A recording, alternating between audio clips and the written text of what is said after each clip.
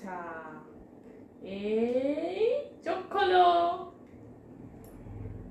চোখ চোখ চকলেট।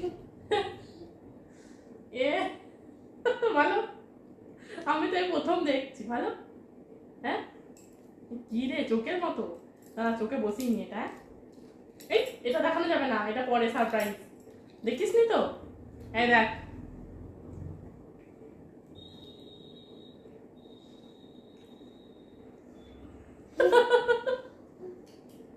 কেমন কেমন লাগছে?